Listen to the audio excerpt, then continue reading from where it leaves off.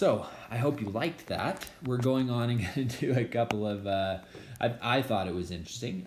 We're going to go in and do a couple of, just a couple of questions right now and see how we can do with those. All right. So the first one right here, we have a double slit experiment using coherent light of wavelength lambda. The central bright fringe is observed on bright point O as shown. And so you can tell that when these guys come like this, they're going the same distance. And so I'm getting a bright fringe right there. At point P, the path difference between the light arriving at P from the two slits is 7 lambda. Okay, so I'm going to go ahead and just get rid of the two that I drew already because those are not going to be super important. And actually that one doesn't want to go away, does it? All right, we got it. So we're going to draw these two. So at some point, these two will be the same distance. So we're going to say that this and this are the same distance, which means this right here is the path difference, which is 7 lambda. Okay, so the question is, explain the nature of the light at fringe P. Well, the nature of the light is that it's going to be a bright spot. Okay, we're going to have a bright spot because of the whole number of wavelengths. So that these two waves at this point are doing exactly the same thing because this has gone through 7 complete cycles. These two are doing exactly the same thing. Therefore, when they meet up, we're going to get constructive interference. Okay. Letter B says, state and explain the number of dark fringes between O and P. All right. Well, if O is in the middle, right, well, I'm going to have a bright fringe every time I add another wavelength in between, right? So this one is when I have 7 wavelengths of path difference. I'm going to have one when there's 1 wavelength, right? That'll be, the path difference will be pretty close, but there'll be 1 wavelength in between there. 2 wavelengths, 3, 4, 5, 6, and 7. So how many are between O and P? I see 1, 2, 3, 4, 5, 6. 6 fringes between O and P. All right, let's try another one. Remember on these, what you should be doing is reading the question or reading it along with me and then pausing the video so that you can try to work through it and putting down the best answer that you can and then coming back later and watching the video so that you can get the correct answers. All right, so we've got light from a double slit that produces bright and dark fringes on a region near P. Okay, it says the light from the two slits has equal amplitudes on reaching point P. So they both have positive or both have negative amplitudes.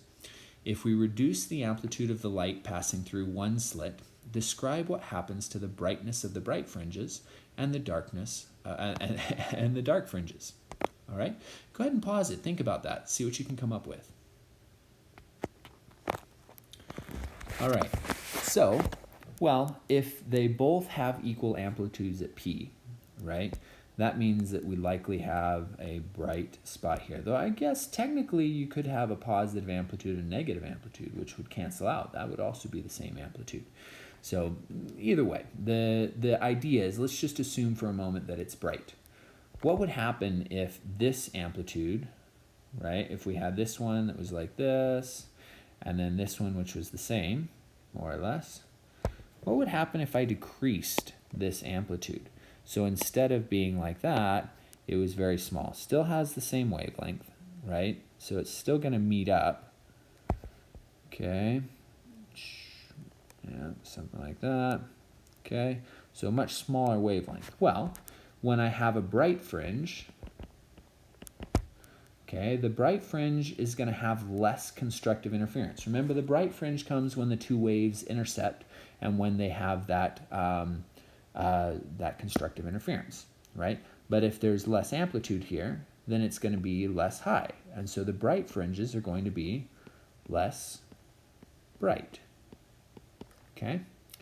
Now what would happen to the dark spots? Hopefully you said that they're going to be less dark. Now why would that be?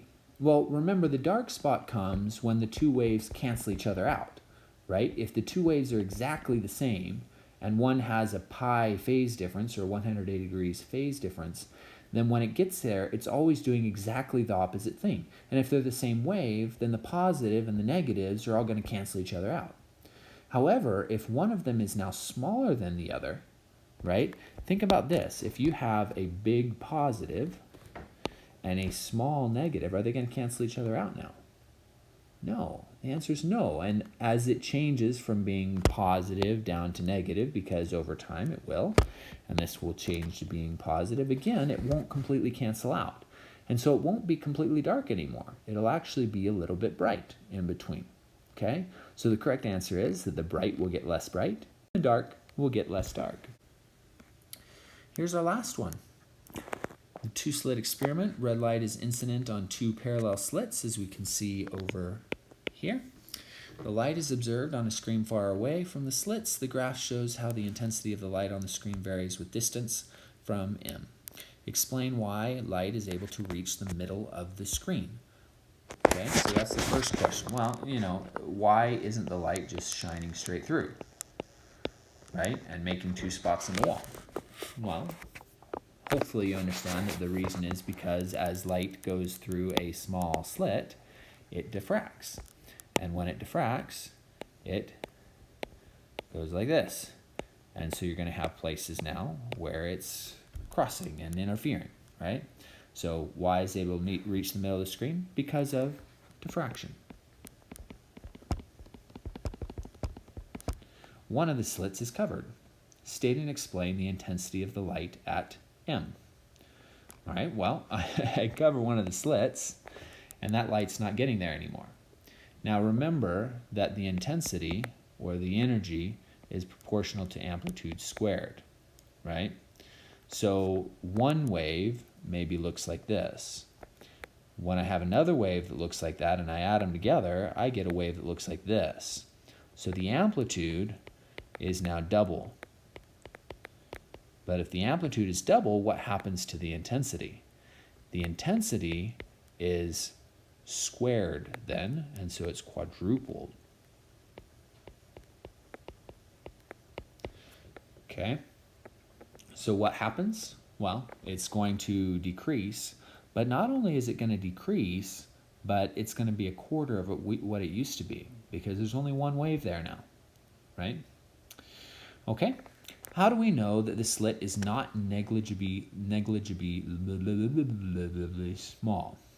Well, if it was negligibly small, then the wave would spread out even more, right? And if the wave spread out even more, then I wouldn't be seeing bright fringes so close together, right?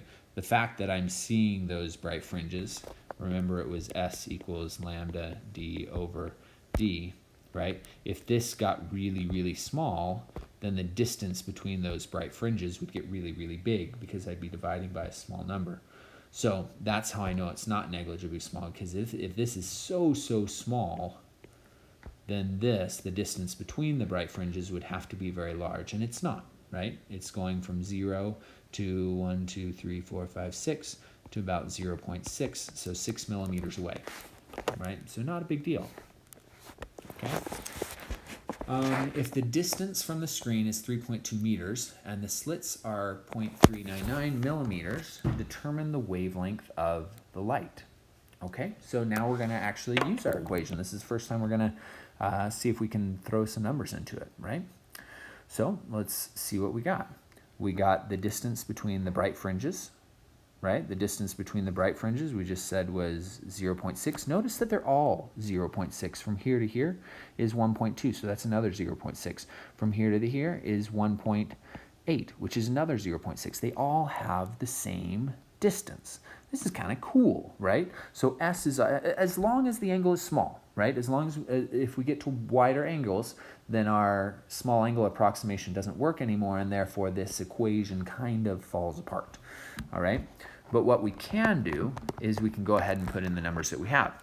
So we're going to put in 0.6, and this is in centimeters, so I got 0.6 centimeters for S. I got lambda here. I got the distance from the wall, which is 3.2. Now, I need things to be in the same units, more or less, at least the top and bottom here so that the top and bottom can cancel out. So let's see, maybe we can put that in millimeters. So that would be 3,200 millimeters. And then the bottom would be the distance between the slits, which is 0.39 millimeters. Okay, so these two are in millimeters. The millimeters are going to cancel out, leaving with centimeters when I find my wavelength. All right, so let's go ahead. I'm going to punch that into my calculator. You punch it into yours. And I get 7.31 times 10 to the negative fifth centimeters, which if I turn that into meters, that would be 7.31 times 10 to the negative seventh meters, which is 731 nanometers. All right, you can figure out those conversions. That's a good practice for you. Make sure that you can deal with the decimals and the exponents. But that makes sense because that's close to the range of visible light. Okay. It now says the red light is replaced by blue light. Predict what will happen to the separation of the bright fringes on the screen. All right. Well, nothing else is changing, right?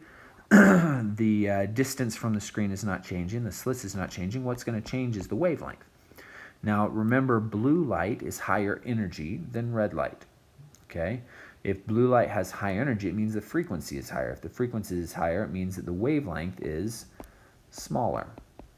So if the wavelength is smaller, but everything else is the same, what's going to happen to the distance between the slits? Mathematically, the distance between the bright spots has to be smaller for the blue. All right?